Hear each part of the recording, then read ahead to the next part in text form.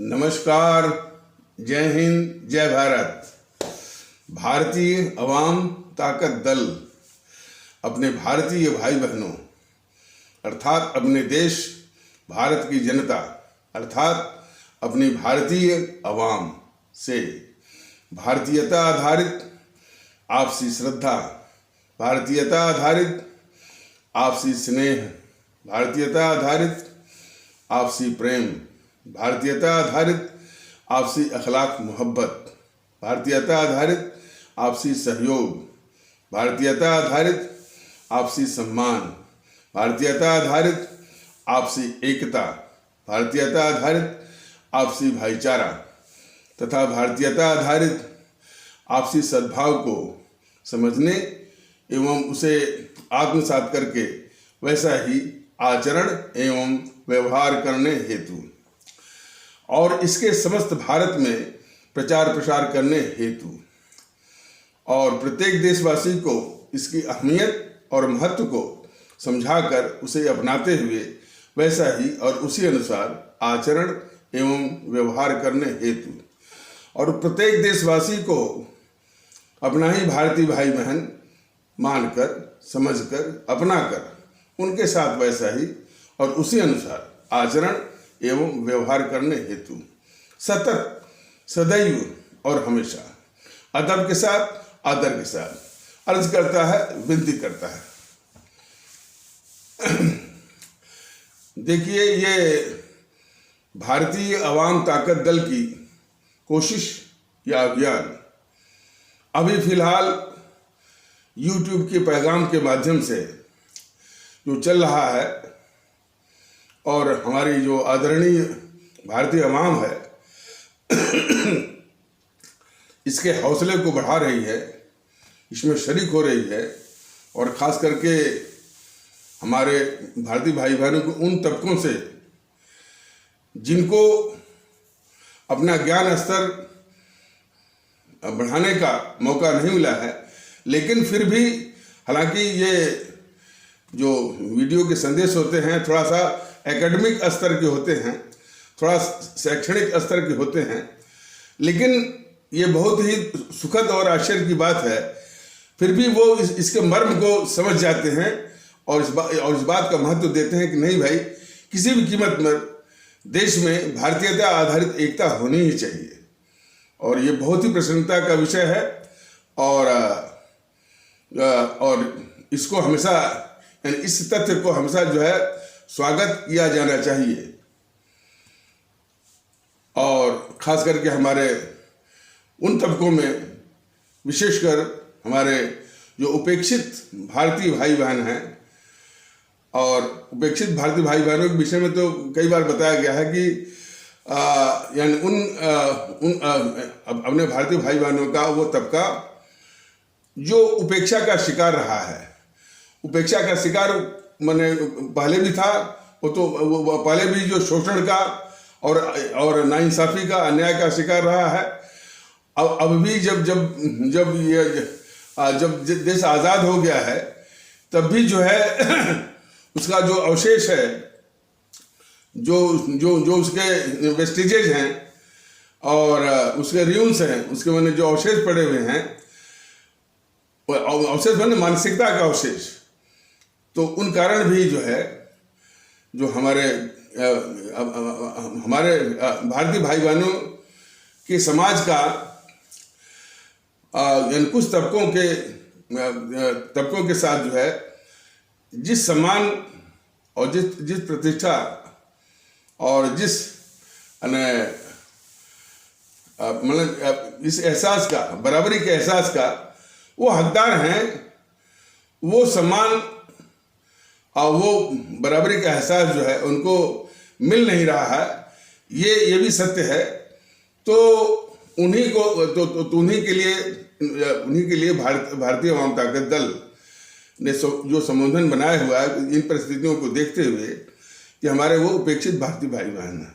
आप समझ गए होंगे शायद, यानी जिनको आप जो शेड्यूल कास्ट वगैरह कहते हैं, तो वो शब्द जो है वो संबोधन भारतीय अवाम ताकत दल उसको उचित नहीं मानता है, उपयुक्त नहीं मानता है।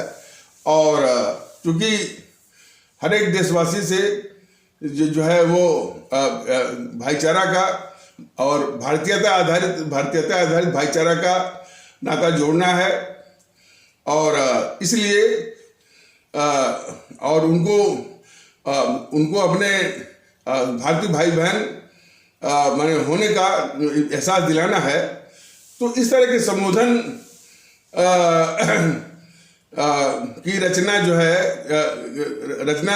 भारतीय अवाम ताकत दल ने की है और उसी का प्रयोग करती रहती है। तो हमारे उपेक्षित भारतीय भाई बहन वो और इस माने में भी कि बाबा साहब जो है कम से कम उनके प्रति हमारा देश सदैव ऋणी रहेगा कि उन्होंने इसी तबके के उद्धार के लिए सारे कष्ट सहे, सारी जलालतें, मैंने इतना विद्वान होते हुए भी और सब चीज़ की सारी परिस्थितियों का जानकारी होते हुए भी और वो उन्होंने अपमान भी झेले और जलालतें भी झेली उन्होंने, और कई कठिनाइयों का उन्होंने सामना भी किया। और कुछ लोग उनकी सहायता के लिए भी आए। ऐसी बात नहीं है कि सभी लोग वो एक जैसे थे।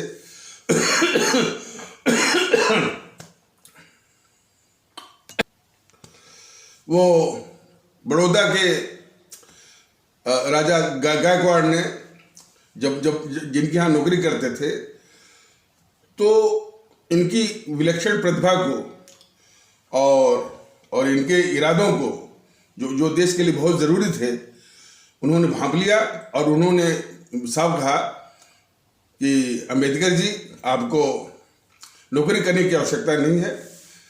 आप जो है जो आपके अंदर जो असली भीमराव अंबेडकर छिपा हुआ है उसको बाहर लाइए, आप अध्ययन करिए, पढ़िए, और जो कुछ भी खर्च होगा, धन की आवश्यकता होगी, वो आपको मिलेगा।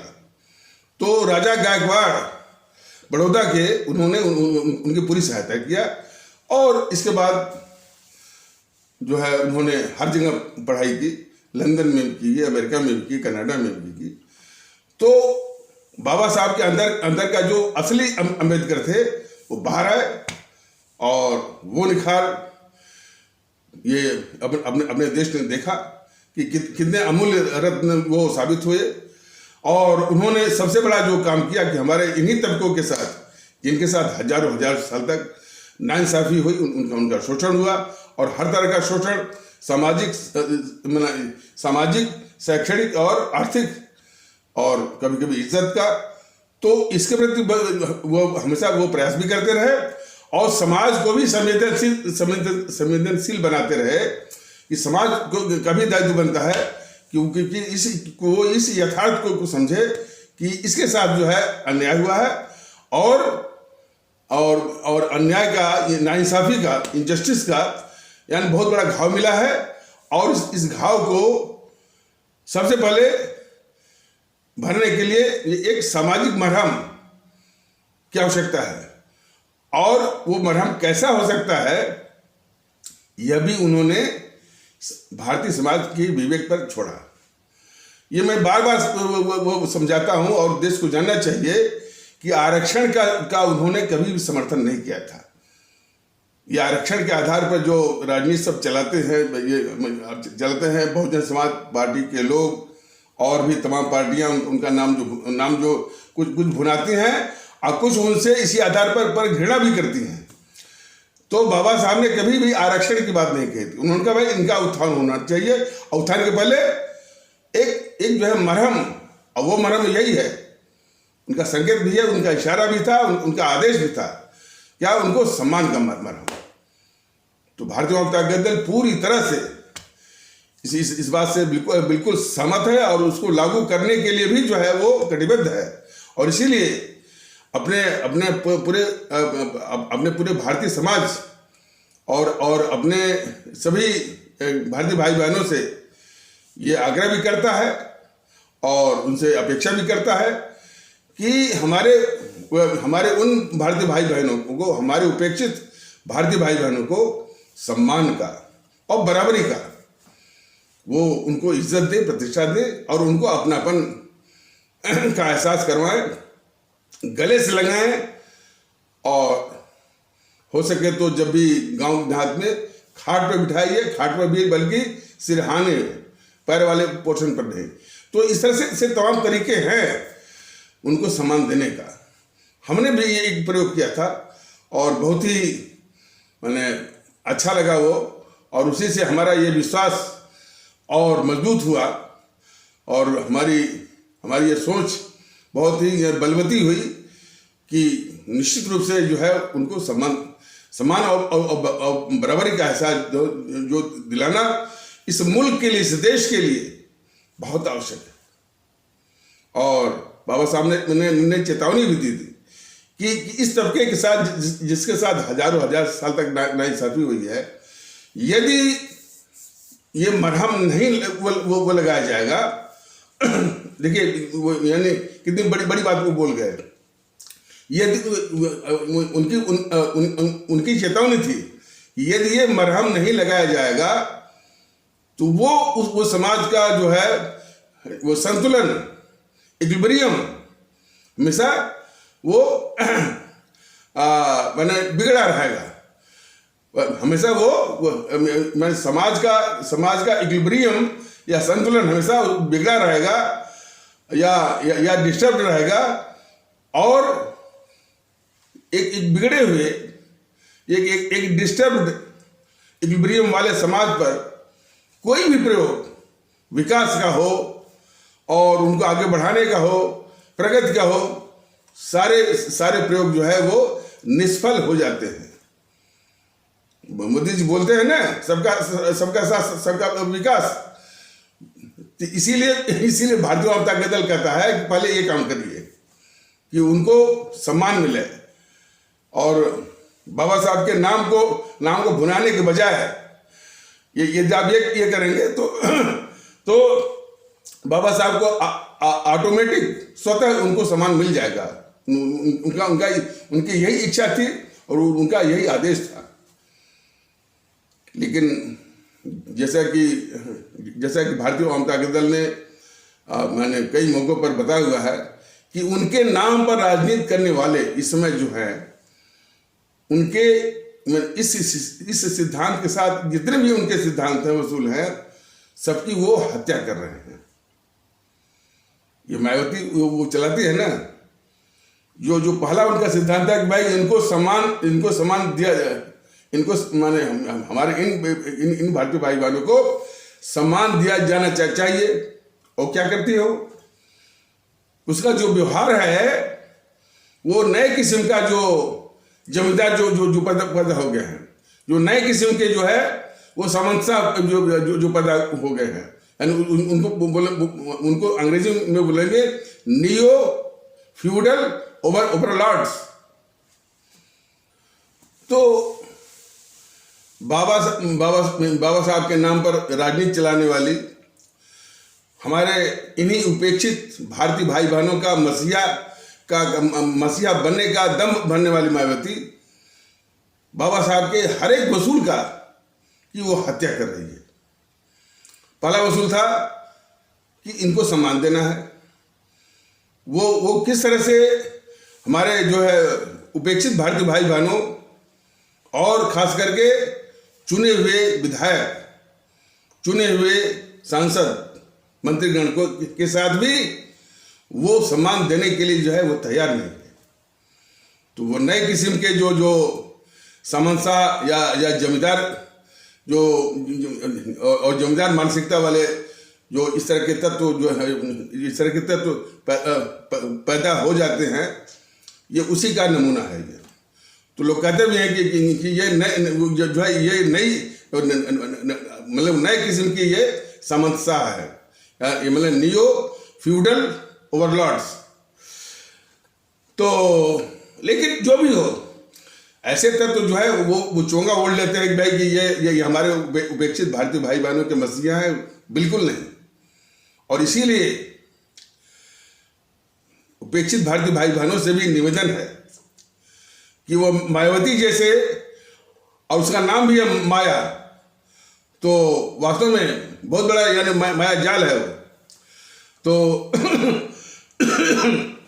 तो उसके माया जाल से, उसके मोह माया से निकल करके भारतीयता के माहौल में आइए और भारतीय एकता के माहौल में, और जिसमें कि बराबरी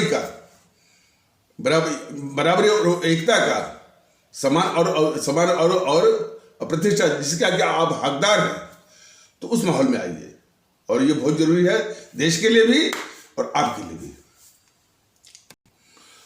और भारतीय अवाम ताकत दल यह भी देख रहा है इस समाज में कि, और देखिए, जो उनको मैंने हमारे जो उपेक्षित भारतीय भाई बहनों को जो उचित सम्मान जो जिसके हकदार हैं, जो उनको मिलना चाहिए, तो सभी नहीं, ये सारा का सारा जो है वो कट्टरवादी सोच वाले तत्वों का ही खेल है। अब उसमें दुखड़ा है कि ये कट्टरवादी तत्व जो है, ये तथाकथित हमारे जो राजनीतिक दल हैं उनके द्वारा पाले जाते हैं, और उन्हीं राजनीतिक दल को हम वोट करते हैं। दुखड़ा ये है। तो कट्टरवादी तत्वों को भी जो है पूरे समाज को नहीं, कट्टरवादी तत्वों को अच्छी तरह से पहचानने की आवश्यकता है, और इन राजनीतिक दलों को भी अच्छी तरह से हमारी आवाम अच्छी तरह से उनको पहचान ले, और इन राजनीतिक दल जिनकी अच्छी पहचान जो है हमारे शहीद आजम भगत सिंह ने कर ली कि ये देश के काले अंग्रेज हैं, और वही जो है कट्टरवादी तत्वों को पालते हैं, जो कि वो कट्टरवादी तत्व जो है सबको सम्मान देने के लिए जो है वो तैयार नहीं है, और सामंतशाही सोच के होते हैं वो, और वही जो है कट्टरवादी तत्व और सामंतशाही सोच वाले हमारे उपेक्षित भारतीय भाई बहनों को जो है जिस समान और बराबरी की इज्जत के वो हकदार हैं, जो है उनको देने के बजाय जो है अपमानजनक शब्दों से उनको जो है वो आहत करते रहते हैं आज भी। तो इसलिए पूरी अवाम से, सभी भारतीय भाई बहनों से ये आग्रह भी है, विनती भी है, और बहुत जरूरी भी है कि हमारे उपेक्षित भारतीय भाई बहनों को बराबरी का सम्मान, बराबरी का इज्जत देने के लिए बिल्कुल वो व्यवहार शुरू करें, और हमारे उपेक्षित भारतीय भाई बहन भी वो मायावती जैसे यानी मायाजाल फैलाने वाली कि वो बाबा साहब के वसूलों पर चल रही है, बिल्कुल नहीं। तो उस मायावती के मायाजाल से भी जो है बाहर निकल करके भारतीयता के माहौल में आए हैं, ये भी आवश्यक है साथ साथ। तो और इसका शिकार सिर्फ जो है हमारे उपेक्षित भारतीय भाई बहन ही नहीं है, बल्कि हमारे इस्लाम आस्था वाले भारतीय भाई बहनों को भी वही तत्व कट्टरवादी जो सामंतशाही सोच के हैं, इनको भी अपमानजनक शब्दों के द्वारा आहत या चोट पहुंचाते रहते हैं। जैसा कि यानी कुछ एपिसोडों के माध्यम से यह बताया गया था कि इनको कभी वही तत्व, सभी नहीं, वो सिर्फ वही कट्टरवादी सोच के जो कट्टरवादी तत्व जो कि सामंतशाही सोच के होते हैं, तो इनको पंजरपुत्र बोलते हैं। और पता नहीं आप, हाँ, पंजरपुत्र बोलते हैं, कभी मियाँ, कभी कटुआ, कभी पाकिस्तानी, कभी जिहादी, और अब शायद वही कट्टरवादी तत्व जो है अब इनको मुगल। तो इनको ठीक से ये पहचानने की जरूरत है। और सिफत इस बात की है, विशेषता इस बात की है कि अमित शाह महोदय यह भी कट्टरवादी सोच के ये एक वो प्रतीक है जब उन्होंने ये कहा कि हम मुगलों से लड़ रहे हैं। सवाल इस बात का है कि आप गृह मंत्री बने हैं भारत सरकार के, बड़े विश्वास के साथ इस देश के आवाम ने आपको गृह मंत्री बनाया और आज कह रहे हैं कि और गृह मंत्री बनाया कि आप जो है देश के दुश्मन, हमारे देश के अंदर जो इस देश को अंदर से खोखला करने में वो दिन रात वो लगे हुए हैं, तो देश के लोगों ने इसलिए आपको बनाया था गृह मंत्री। लेकिन आज आपके मन में जो गंदगी छिपी हुई है, कह रहे हैं तो और वो गंदगी बाहर आई इस रूप में कि आप जो है देश के अंदर दुश्मनों से नहीं आप लड़ रहे हैं, बल्कि उनको बचा रहे हैं और आप लड़ रहे हैं मुगलों से। तो पहले तो ये बताएं, जिस तरह से उन्होंने ये कहा है कि वो मुगलों से लड़ रहे हैं, तो भारतीय जनता दल, इन गृह मंत्री महोदय, इस देश का दुर्भाग्य है कि ऐसे लोग जो है गृह मंत्री के रूप में है। देश का भी दुर्भाग्य और शर्म भी आती है कि जो कि जिसको कि देश के अंदर दुश्मनों से लड़ने के लिए उसको अपनी आवाम ने इसको जो है गृह मंत्री बनाया और ये कह रहा है कि हम जो है देश के दुश्मनों से नहीं लड़ रहे हैं, बल्कि हम मुगलों से लड़ रहे हैं। तो अमित शाह महोदय बताएं कि देश में मुगल कौन है, कहाँ मुगल है, और उनको बताना बहुत जरूरी है। उनकी माने जो इस तरह का अंधापन है, उनकी आंख खोलने की जरूरत है। तो भारतीय जनता दल बता रहा है कि महोदय, जिस संविधान की आपने शपथ लेकर के आप जो है मंत्री बने हैं या केंद्रीय गृह मंत्री बने हैं, उस संविधान ने हमारे पूरे देशवासियों को एक ही मान्यता दी है कि हम भारत के लोग हैं, हम भारतीय हैं। आप सरासर जो है वो संविधान का उल्लंघन कर रहे हैं। और हम तो सर्वोच्च न्यायालय से, राष्ट्रपति से और मोदी महोदय से, यानी supreme court of India, president of India and prime minister of India से ये दरख्वास्त करेंगे कि ऐसे गृह मंत्री को तुरंत जो है वो बर्खास्त करें जो कि संविधान का उल्लंघन करता हो। तो और बात इतनी सी नहीं है। एक योगी महोदय हैं जो कि भारतीय जनता पार्टी के मुख्यमंत्री पद के जो है वो उम्मीदवार हैं और इसी रूप में उनको भारतीय जनता पार्टी ने उनको प्रक्षेपित किया है और जनता के सामने पेश किया है। तो ये बंदा क्या बोलता है,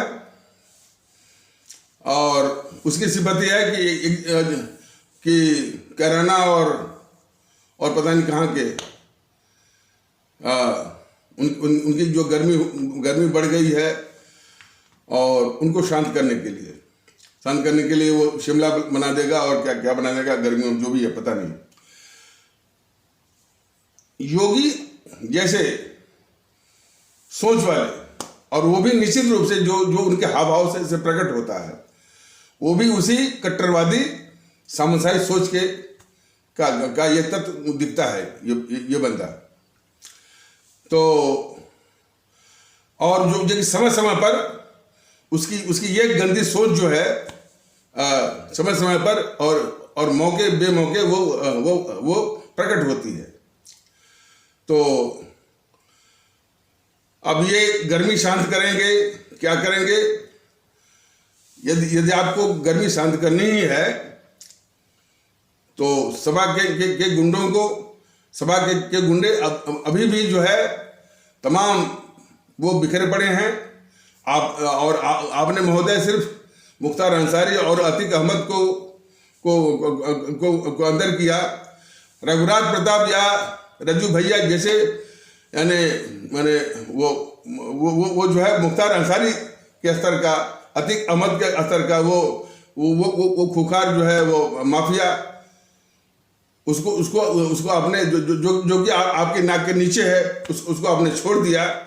तो इस तरह से जो है आप जो है अपराधियों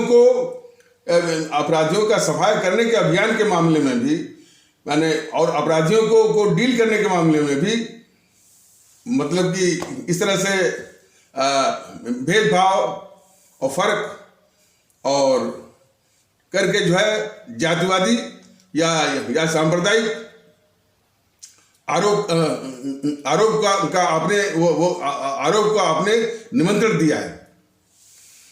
और निमंत्रण क्या मैंने इससे जो है इन तरीकों से कि जाति के आधार पर किसी को छोड़ देना, संप्रदाय के आधार पर किसी को छोड़ देना और उसको अपराधी नहीं मानना, तो नहीं मानना जो है यही जो है हमारे देश के शासन प्रशासन को तबाह कर रही है। तो लेकिन वो आपकी इसी कट्टरवादी सोच का जो है वो प्रतीक है।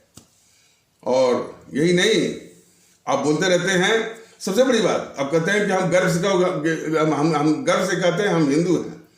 जिस वक्त आप कहते हैं कि गर्व से कहो हम हिंदू हैं, आप योगी महोदय जो है किसी भी हमारे देश के किसी भी संवैधानिक पद के लिए पात्रता आप खो देते हैं। आप किसी भी संवैधानिक पद के लिए यहाँ तक कि विधायक बनने के लिए भी पात्रता आपने खो दी है, जिसमें आप कहते हैं कि गर्व से कहो हिंदू है। इस देश का संविधान हमारे देश का संविधान किसी को हिंदू नहीं मानता है, अब किसी को मुस्लिम भी नहीं मानता है और किसी को ठाकुर भी नहीं मानता है, सिर्फ मानता है भारतीय। तो जिस वक्त आप कहते हैं कि हम गर्व से कहते हैं हम ठाकुर हैं, गर्व से हम हिंदू हैं, उसी वक्त उसी क्षण आप जो है किसी भी संवैधानिक पद के लिए विधायक हो, चाहे मुख्यमंत्री हो या प्रधानमंत्री हो, उसकी पात्रता आपकी नष्ट हो गई, समाप्त हो गई। और इस तथ्य को हमारे सभी भारतीय भाई बहन, हमारे सभी आदरणीय भारतीय भाई बहन अच्छी तरह से समझ लें कि इस बंदे की जो है वो जो है विधायक बनने की, विधायक या विधायक के रूप में चुने जाने की सभी पात्रताएं समाप्त हो गई हैं।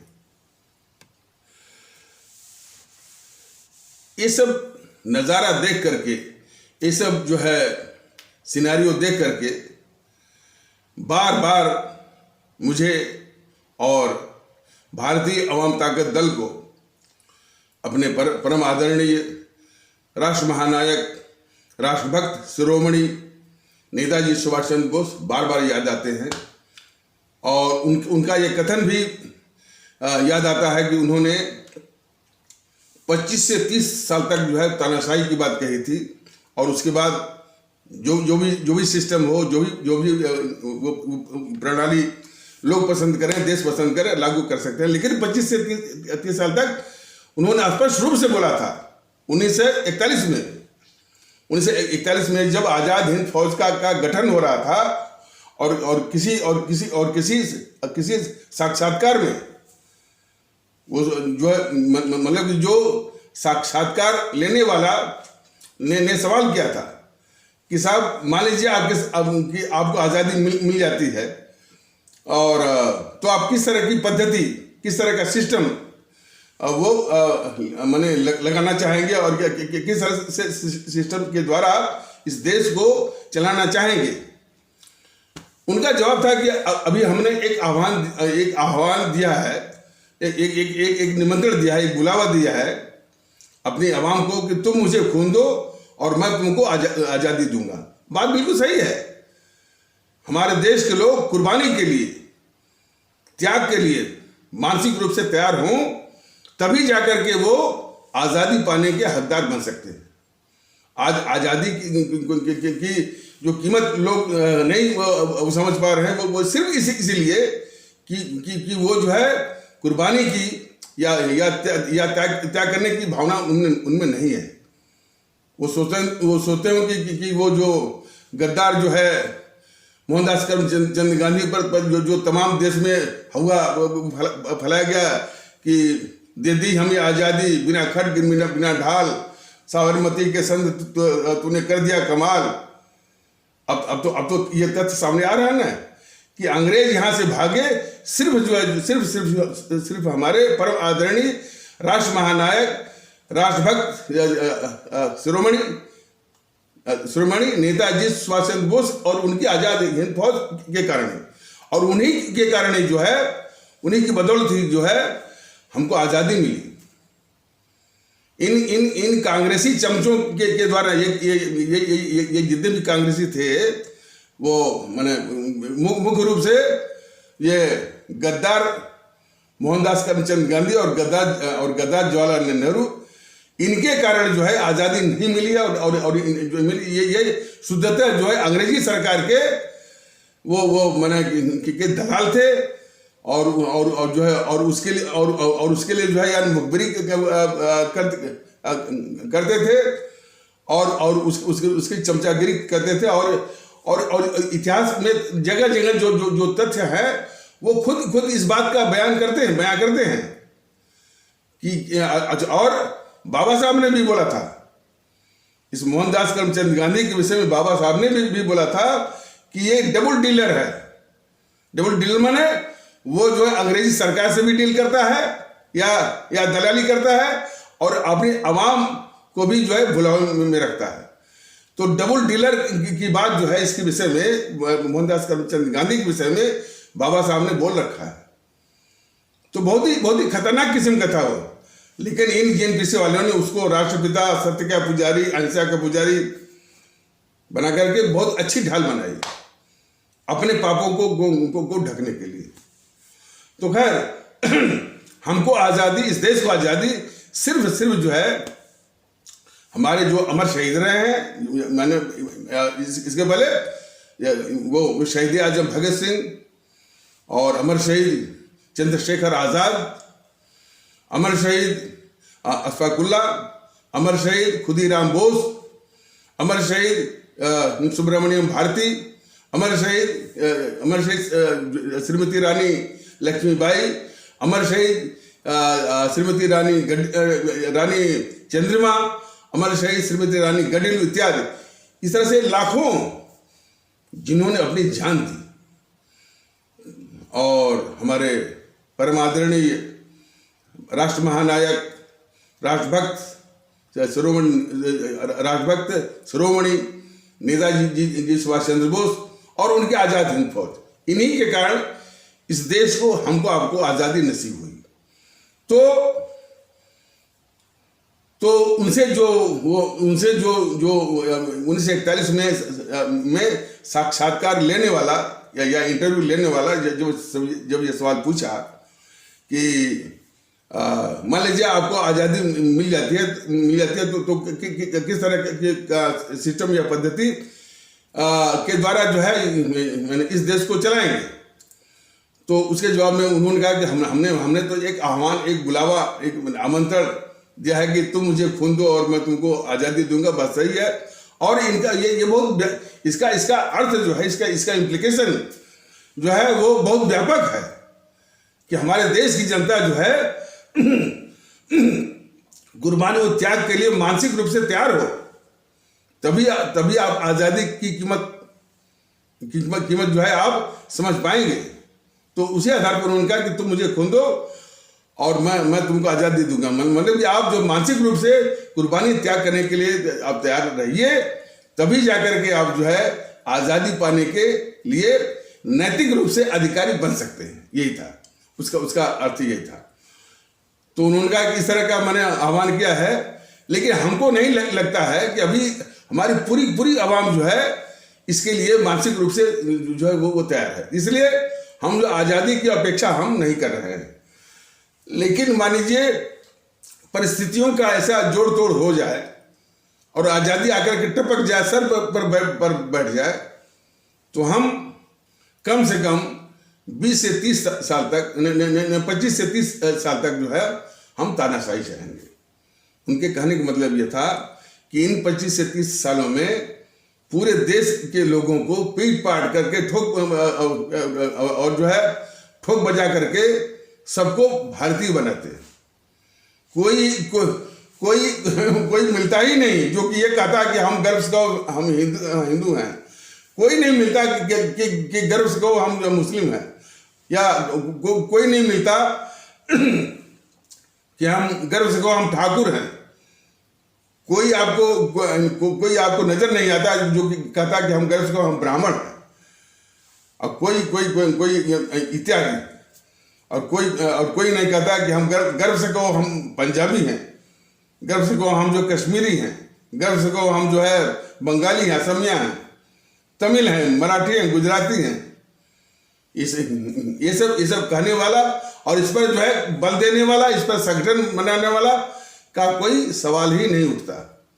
तो बार बार हमको जो है वही परमादरणीय जो है राष्ट्र महानायक, राष्ट्रभक्त शिरोमणि नेताजी सुभाष चंद्र बोस भाई हर मौके पर जब भी योगी योगी महोदय की तरह जो है कोई दिखता ही नहीं। योगी महोदय भी नहीं दिखते जो कि कहते हैं कि हम तो कहते हैं कि हम गर्व से हम हिंदू है। ऐसे लोगों का अता पता भी नहीं लगता। इसीलिए ये सब जो है सुभाष चंद्र बोस को कभी भी महत्व देने के लिए तैयार नहीं है। नाम तो भुनाएंगे जरूर वोट के लिए। ये मोदी हो चाहे योगी हो, उनका नाम भुनाएंगे वोट के लिए, सम्मान देने के लिए जो है वो तैयार नहीं है। न उनके आदर्शों पर चलने के लिए तैयार है। कल्पना करें कि आज बस इसको थोड़े शब्दों में कि आज जो है नेताजी सुभाष चंद्र बोस का वातावरण होता, उनका शासन होता, तो कोई योगी की तरह रहता। कोई योगी जैसा बोलता कि गर्व से कहो हम हिंदू हैं, या कोई बोलता कि असदुद्दीन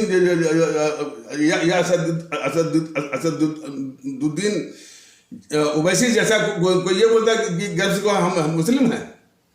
नहीं रहता। सारे जो है बस एक ही स्वर से और बोलना, इसमें बोलने की भी जरूरत नहीं। जो भी है ऐसा है कि हम सिर्फ भारतीय हैं, तो इन मौके पर भारतीय हैं। तो और न ये जो है वो कट्टरवादी तत्व मिलते। सनातन लोगों को ये देश को जानना चाहिए कि जिन अमर शहीदों, राष्ट्रभक्तों, देशभक्तों, क्रांतिकारी हमारे नेताओं जिन्होंने इस देश की आज़ादी के लिए कुर्बानी दी, उन्होंने कभी भी वो हिंदू सनातन का सहारा नहीं लिया। उन्होंने कभी भी इस्लाम का सहारा नहीं लिया। उन्होंने कभी भी सिख पंथ का सहारा नहीं लिया, कभी भी ईसाई पंथ का सहारा नहीं लिया। सिर्फ उनके लिए मुल्क, देश और देशवासी, यही दो उनके माने वो धर्म थे। और इसी धर्म ने इसी फर्ज को निभा रहे थे। सुभाष चंद्र बोस कभी भी जो है वो हिंदुत्व के नाम पर और कभी भी हिंदू सनातन के नाम पर उन्होंने देश को संगठित नहीं किया, या कोई भी जो उनकी आजाद हिंद फौज थी उसको भी संगठित नहीं किया। सिर्फ मान्यता क्या है कि हम सभी लोग भारतीय हैं। अब जब इन अमर शहीदों ने, इन अमर शहीद राष्ट्रभक्त और देशभक्त क्रांतिकारियों ने अपनी जान देकर आज़ादी आपको दे दी, तो फिर ये स्वार्थी तत्व आ गए, सनातन, मुस्लिम ये आ गए। तो इनको पहचानिए। ये कट्टरवादी तत्व हमेशा जो है सनातन को देश के ऊपर, इस्लाम को देश के ऊपर सब ये बोलते रहते हैं। तो इन तत्वों को देश के बाहर कर देना चाहिए, समय की मांग है और भारतीयता की मांग है। इस अपने प्यारे मुल्क भारतवर्ष की मांग है। ये कट्टरवादी सोच वाले भारतीय जनता पार्टी के लोग और उसी तरह एक बिगड़ी हुई संस्था है वो समाजवादी पार्टी। नाम तो इसने बड़ा खूबसूरत रखा है, समाजवादी पार्टी। ये किसी भी तरह से, किसी भी एंगल से, किसी भी दृष्टिकोण से ये समाजवादी है ही नहीं। समाजवाद का इसने वो स्टिकर वो लगाया हुआ है, लेकिन ये घोर समाज विरोधी है और निरंतर झूठ बोलती है। और जो है बाकी तो जो हमारे देशवासियों को, खास करके जो उत्तर प्रदेश के भारतीय भाई बहन हैं, उनको मैंने जो गुंडा राज, माफियाओं का राज, दादाओं का राज, धन उगाही का राज, उससे जो है वो त्रस्त वो करती रहती है। और यही सुनने में आया कि जब से ये यानी शासन जो है उत्तर प्रदेश में जो कि वो चुनाव का दौर चल रहा है, तो उत्तर प्रदेश का शासन जब से चुनाव आयोग के हाथों में आया है, तभी से इनकी गुंडई और जो है वो और बढ़ गई है। तो ये मुंह से क्या कहते हैं, इनकी बातों पर मत जाइए।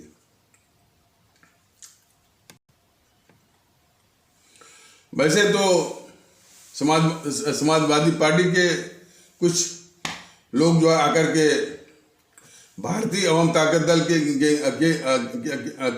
के पदाधिकारी से बात करते रहते हैं कि हम तो दबे कुचले हैं। देखिए, जो इतना खुखार किस्म का के गुंडों का एक गिरोह है, वो आकर के भारतीय अवाम ताकत दल के पदाधिकारी से कहता है कि हम जो है दबे कुचले हैं। तो इस तरह का ये इनका वो चरित्र है। और एक बात जो महत्वपूर्ण है कि बाबा साहब भीमराव अंबेडकर जी ने जो है व्यक्ति पूजा, जिसको बोलते हैं कि व्यक्ति पूजा, जिसको बोलते हैं कि उसके अंधभक्त या फैन भी बोलते हैं, या शुद्ध रूप में चमचा, जो भी है, जिस रूप में भी आप समझ लें। तो व्यक्ति पूजा जो है वह देश के लिए और देश के लोकतंत्र के लिए, दोनों के लिए खतरा है। जीएनपीसी के जमाने में ये व्यक्ति पूजा या अंधभक्ति जो है इस कदर अच्छा, और व्यक्ति पूजा और अंधभक्ति को इस जीएनपीसी ने खूब बढ़ावा दिया, उसको खूब बढ़ावा दिया।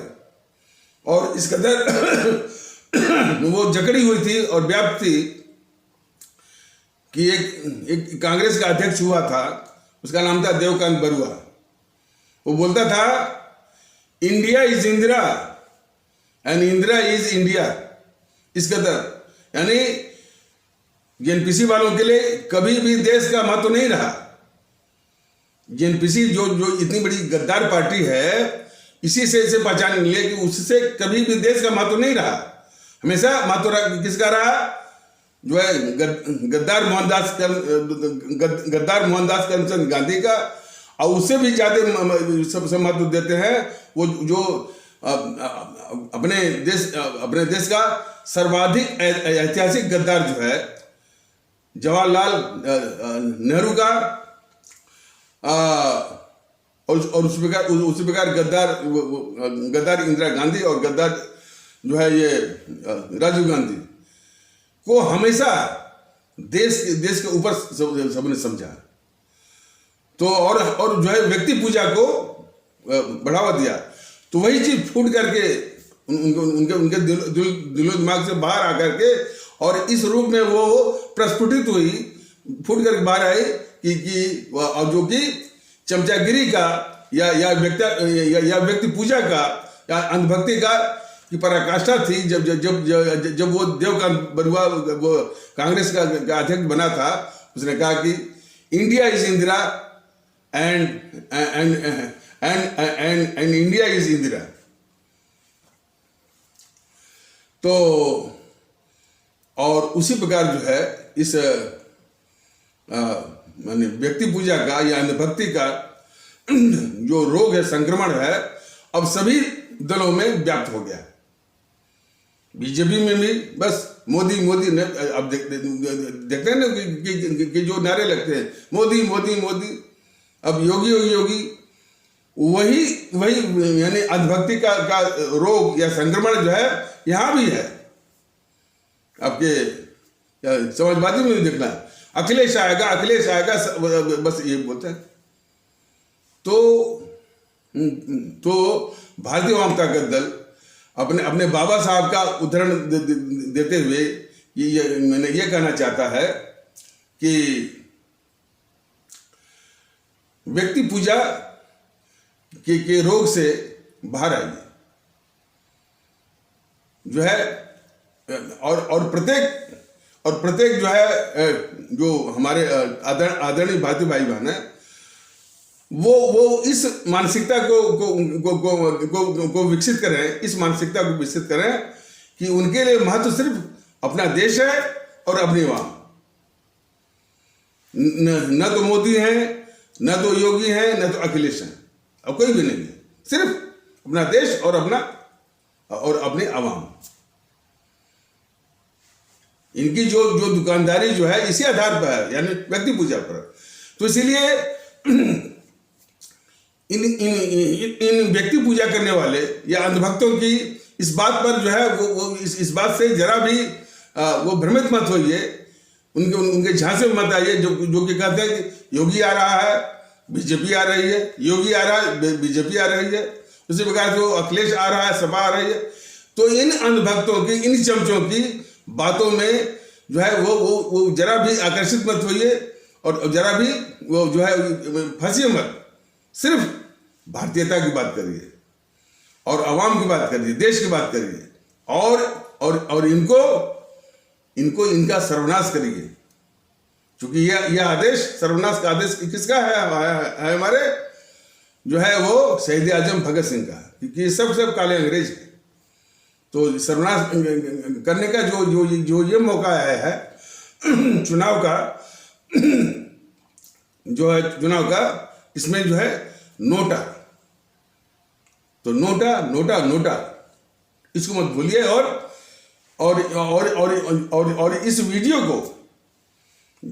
वीडियो को ताकि अधिक से अधिक लोग जो है नोटा के लिए प्रेरित हों, कटिबद्ध हों, प्रतिबद्ध हों, और मन में ठाने, और नोटा का प्रतिशत जो है वो 90 से ऊपर लाइए, ताकि सबकी यदि कोई तिकड़म भी हो इसके साथ, ईवीएम मशीन के साथ कोई तिकड़म भी हो, तो वो तिकड़म भी जो है वो विफल हो जाए।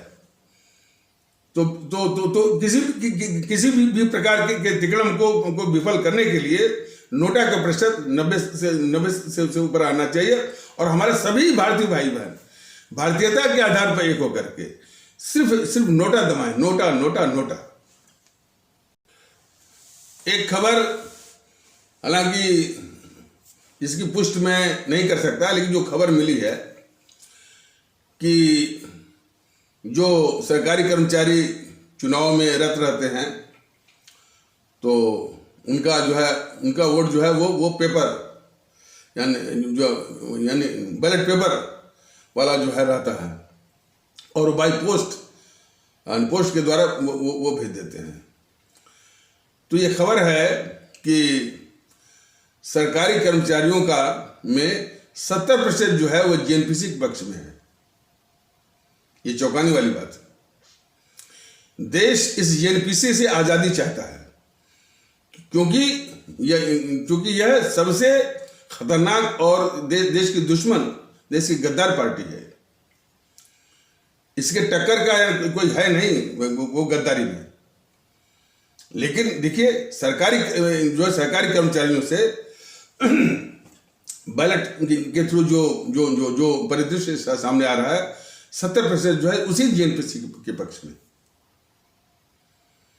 आपको याद होगा कि हमारा देश जो गुलाम हुआ था और औपनिवेशिक शासन का जो शिकार है, तो उसमें सिर्फ अंग्रेज ही नहीं वो शासन कर रहे थे। अंग्रेजों के समर्थक थे उसमें कि जितने भी राजा और नवाब वो भी अंग्रेजों के साथ ही थे, और वो अंग्रेजों की ही तरह जो है हमारी आवाम पर उनका शोषण और जो है वही जो है उसी तरह का जुल्म और सितम कर रहे थे। और वही राजा नवाब आज जो है इन राजनीतिक पार्टियों में है। वही राजा नवाब जो कि अंग्रेजों की ही तरह जो है वो इस देश के दुश्मन थे, अंग्रेजी शासन की तरह अपनी आवाम पर जो है वो जो है जुल्म सितम कर रहे थे, अंग्रेजों के साथ थे।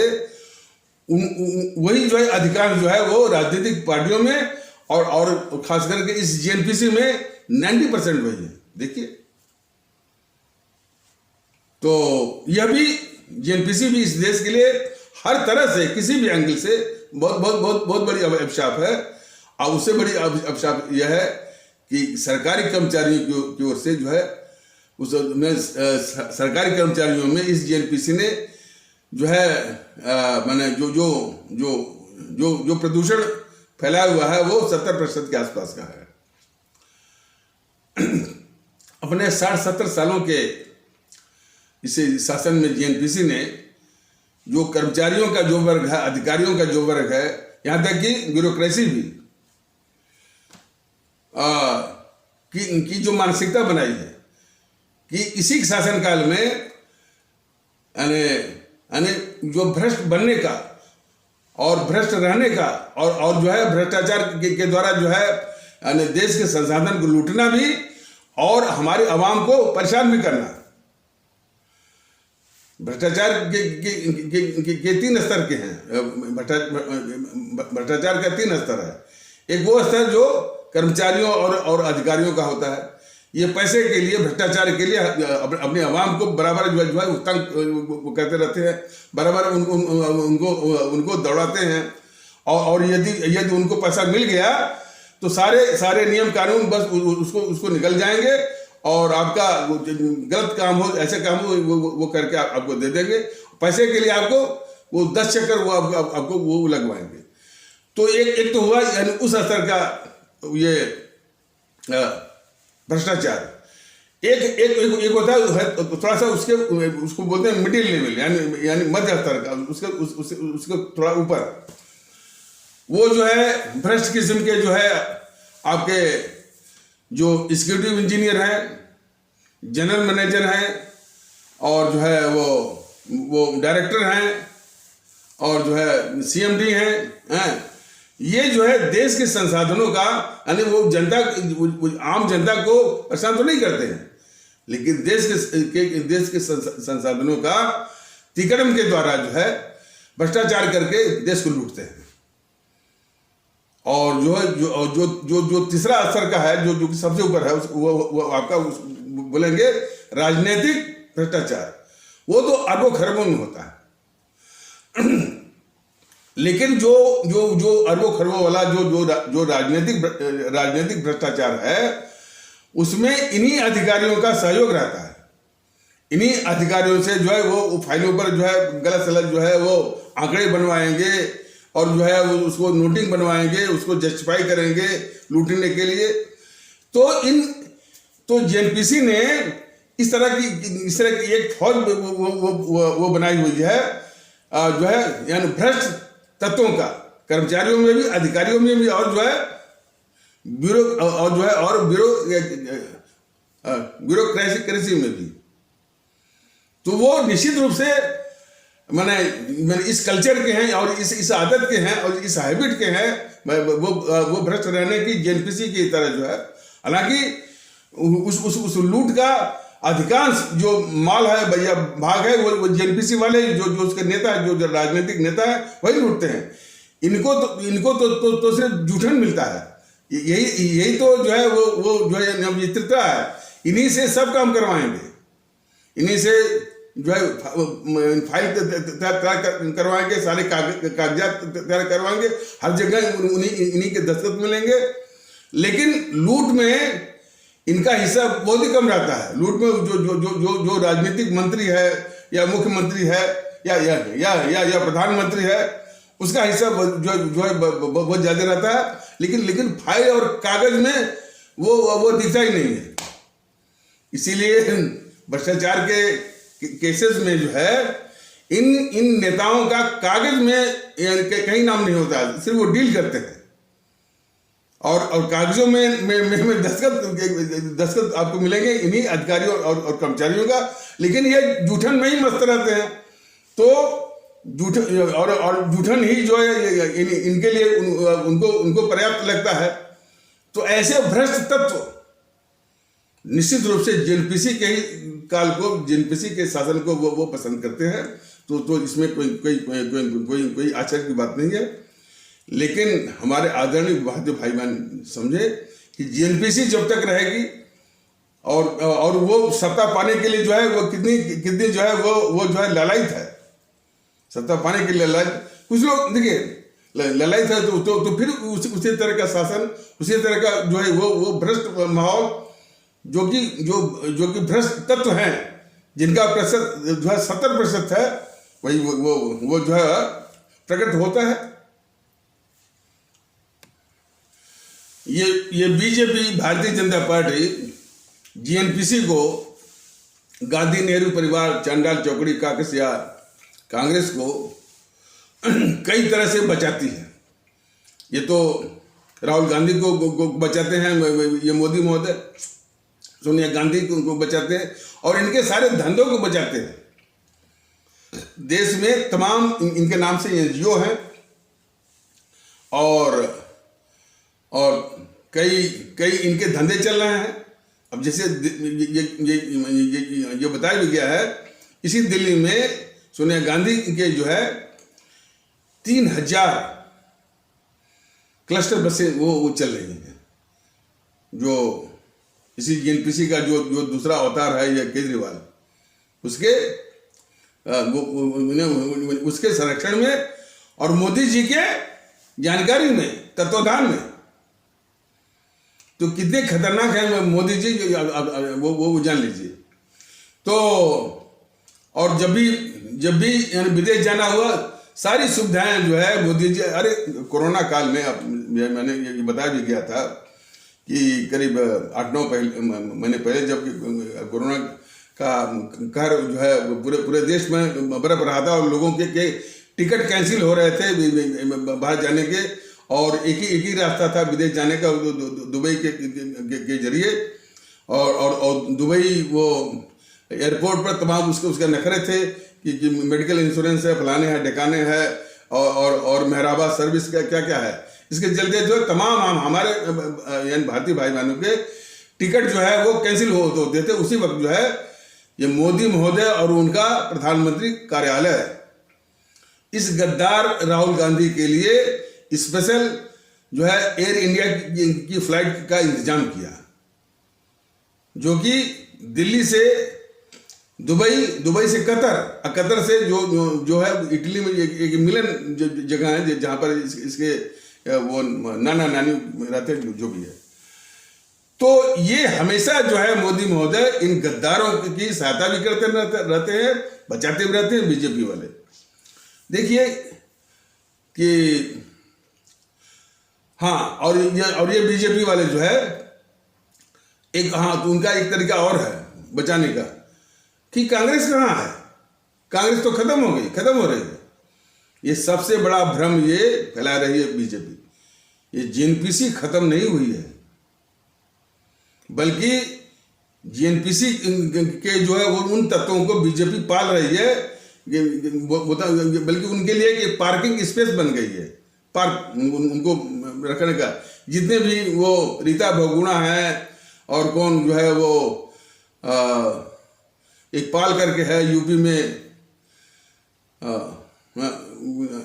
हाँ जगदम्बिका पाल और तमाम है वो ये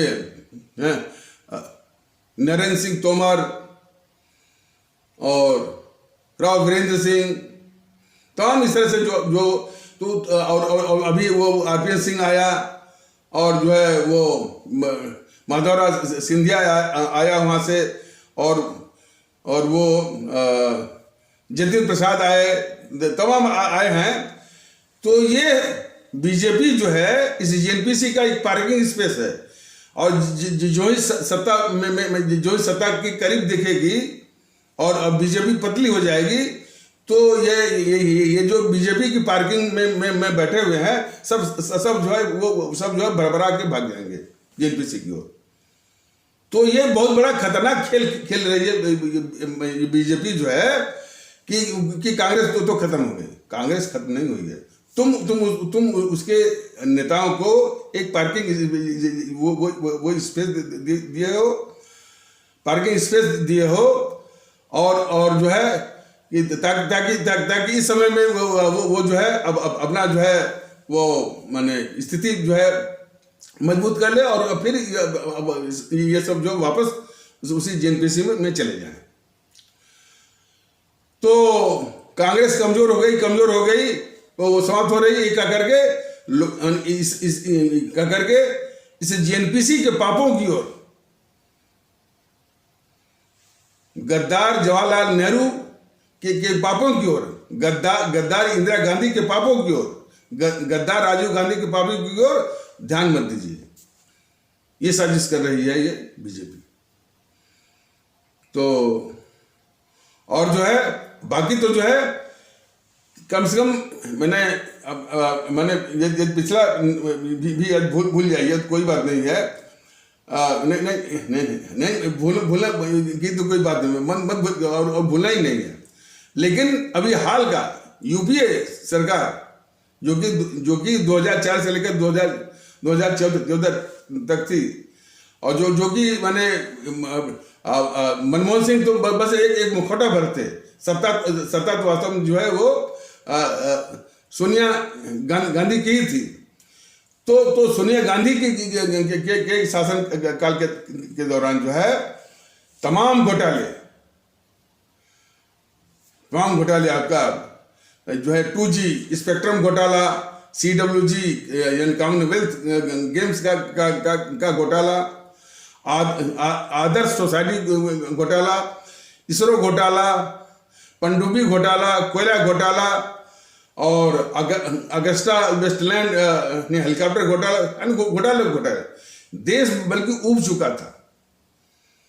तो देश सोच रहा था कि कब इससे जो है वो निजात मिले, इससे जेएनपीसी से, इसके लूट से और महंगाई से। मैंने घोटाला और महंगाई बस यही चल रहा। तो देश लगभग उब चुका था, क्योंकि कोई तो आया जो कि इन घोटालेबाजों से और महंगाई थोपने वालों से हमको निजात दिलाए। तो देश ने उब करके मोदी महोदय को सत्ता मिलाया, और मोदी महोदय को जब सत्ता मिलाया तो लोगों को बड़ी आशाएं थी कि कम से कम जो ये घोटालों के जरिए जो लूट है, तो लूट का पैसा जो है यानी वापस लाएं और इनको ठिकाने लगाएं जिन्होंने देश को लूटा।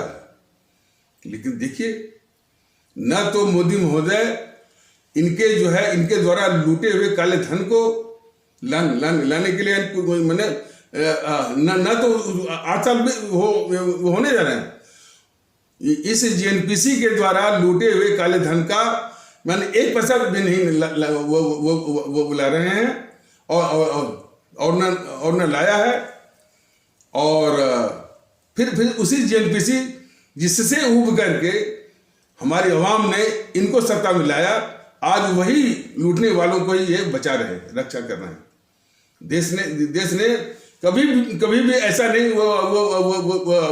वो सोचा होगा कि हम अब देखते होंगे ना कि कई अपराधी होते हैं, कई रूपों में होते हैं। लोग जो है एक अपराधी को जो है वो मैंने हटाने के लिए, हालांकि उसी का मैंने साथी रहता है, और लोग उसको पहचान नहीं पाते हैं, उसको लाते हैं।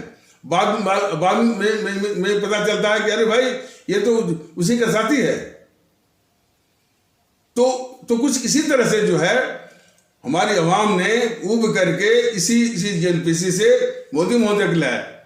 देश को क्या पता था ये मोदी महोदय उसी की रक्षा करेंगे, उसी के काले धन की रक्षा करेंगे। और आज तो बीजेपी वाले और मोदी महोदय, अमित शाह महोदय जो है जेएनपीसी के यानी न तो घोटालों की बात करते हैं, सारे केसेस खा गए, और न तो उनके द्वारा लूटे हुए यानी काले धन की बात करते हैं। और यही मोदी महोदय 2014 के चुनाव में वो बोले थे कि भाई इस जेएनपीसी ने इस देश को इतना लूटा है और इतना काला धन है कि यदि उसको ला दिया जाए तो हर एक के खाते में 10-15 लाख तो हो ही जाएगा, ये बोले थे। आज वो इनका वचन कहाँ चला गया? तो ये बहुत झूठे किस्म के हैं। खैर झूठ बोलते हो ना, जो झूठ बोलते हैं देश के दुश्मनों को, जो देश के दुश्मनों को और देश के लुटेरों को बचाने वाले ये मोदी जी हैं। ये मोदी जी कभी भी इस देश के लिए नाकाबिले बर्दाश्त रहेंगे। तो हमारे आदरणीय भारतीय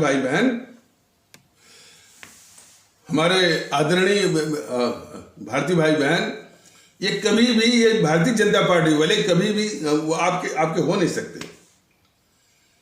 इनके जनधन की योजना और इसके बाद उज्ज्वला की योजना, जो वो गैस के चूल्हे वाली, हालांकि अब सिलेंडर वो कैसे खरीदेंगे इसका जवाब इनके पास नहीं है। चूल्हा तो मुफ्त में दे दिया और सिलेंडर है उसका 1000 रुपये में। क्या धोखा है इनका। और इसके बाद सौभाग्य योजना, बिजली का कनेक्शन, और भी जो है किसान सम्मान निधि, जो पैसा बांट रहे हैं कुछ लोगों को, इसको बिल्कुल किनारे कर दीजिए। ये देश के लिए धोखेबाज हैं, देश के लिए बहुत यानी खतरनाक है। जो देश के दुश्मनों को पाले वो देश का दुश्मन, जो देश के गद्दारों को पाले, जो देश के गद्दार जो है जेएनपीसी को पाले, वो देश का गद्दार, सीधा ही साफ। तो ऐसे लोगों को भी, ऐसे काले अंग्रेजों को भी जो है वो देश के माने ऐसे काले खतरनाक काले अंग्रेज माने मोदी जैसे, योगी जैसे, अमित शाह जैसे, बीजेपी वाले जैसे, इन काले अंग्रेजों को भी जो है नष्ट में नाबूद करना है। ये जेएनपीसी के रक्षक हैं। अब बोलते हैं कि सबका साथ सबका विश्वास। जिस तरह से अपने जिस तरह से कट्टरवादी सोच के लोगों से करवाते हैं कि बहुत गर्मी हो गई है, गर्मी हम उतार देंगे। हालांकि उनका इशारा जो है इस्लाम आस्था वाले भारतीय भाई बहनों की ओर होता। ये पता ये चला था कि इन्होंने मैंने जो 3 जगहों पर इस तरह से बोला था, और एक जगह पर तो इन्होंने इस्लाम आस्था वाले भारतीय भाई बहनों का नाम भी लिया था, और शायद उसको मीडिया से इन सबों ने, बीजेपी वालों ने जो वो हटवा दिया। अब सवाल है कि जो हमारे इस्लाम आस्था वाले भारतीय भाई बहनों के बाद इतनी गंदी सोच रखता है, और उसी का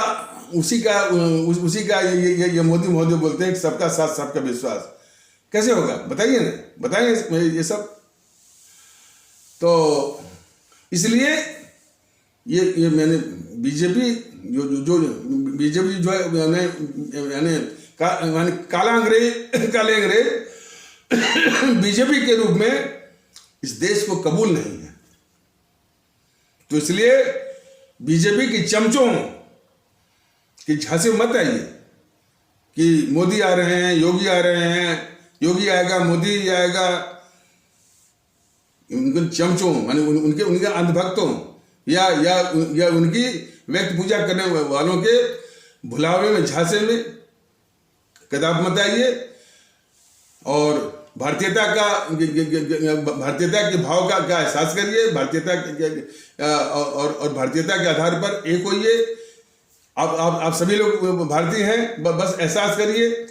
और ईवीएम मशीन पर नोटा नोटा नोटा ही दबाइए। और वो प्रतिशत जो है 90 के ऊपर जाना चाहिए, इसलिए कि 90 के ऊपर जाने पर ही एक बहुत जो आवश्यक और उचित पैगाम जाएगा सभी राजनीतिक पार्टियों के लिए भी, चुनाव आयोग के ऊपर भी। जिस चुनाव आयोग ने यानी यूं कहा जाए कि उसकी अक्ल मारी गई थी, उसकी बुद्धि मारी गई थी कि जान लेने वाला जब देख रहा है कि चुनाव आयोग देख रहा है कि जो है माने इसका कोविड-19 का या कोरोना का खतरनाक वेरिएंट आ चुका है, जान ले रहा है, उसमें जो है पता नहीं वो यानी किस बुद्धि के दबाव में या अगली इसकी मारी गई थी कि ऐसा चुनाव जो है वो थोप दिया। लेकिन अब सुनने को अब यह रहा कि शायद चुनाव आयोग ये कह रहा है भाई कि जो ये चुनाव प्रचार कर रहे हैं अपने हिसाब से करें। और लेकिन ये इस हिसाब से करें कि ये मामला जो है वो माननीय सर्वोच्च न्यायालय में है और कोई भी फैसला आ सकता है। तो इस तरह से शायद वो ये चुनाव आयोग जो है वो कहना शुरू कर दिया है। तो उसके इस कहने से ही जो है चुनाव आयोग के यानी पाप यानी धुलेंगे नहीं। और देखिए धुलेंगे नहीं।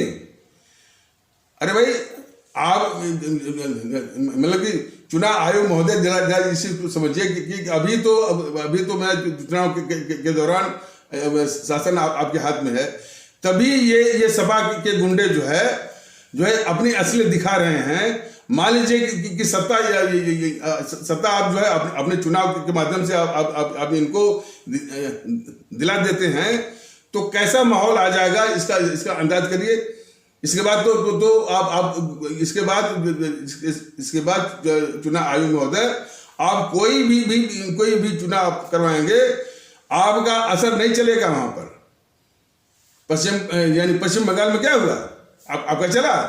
वहां पर जो है जो गुंडों की सरदारनी है ये ममता बनर्जी, उनके गुंडों की चली, उसके माफियाओं की चली, आपकी नहीं चली।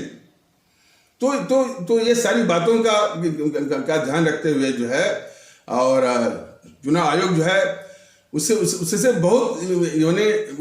बहुत निराशा हुई है कि भाई हमारे भारतीय भाई बहनों की जान जो है वो वो प्राथमिक विषय है, उसको नकारते हुए जो है पता नहीं किसका मंसूबा जो है वो पूरा करने के लिए जो है इस तरह का चुनाव, खास करके जबकि एक तजुर्बा वो मिल चुका था। पश्चिम बंगाल में जो चुनाव हुआ था वो हजारों हमारे भारतीय भाई बहनों की जान वो ले चुका था, तब भी ये थोपा। तो कोई बात नहीं है, जो विकल्प बनता है, जो विकल्प जो बचा रहता है, बस ईवीएम मशीन पर हमारे सभी भारतीय भाई बहन भारतीयता के आधार पर एक होकर के सिर्फ नोटा दबा करके नोटा का प्रतिशत जो है वो 90 के ऊपर लाइए। अब यही एक मात्र जो उद्धार का रास्ता है, विकल्प है। तो इन्हीं आवश्यक शब्दों के साथ इस आवश्यक परिचर्चा को यहीं पर जो है विराम दिया जाता है। तब तक के लिए नमस्कार, जय हिंद, जय भारत।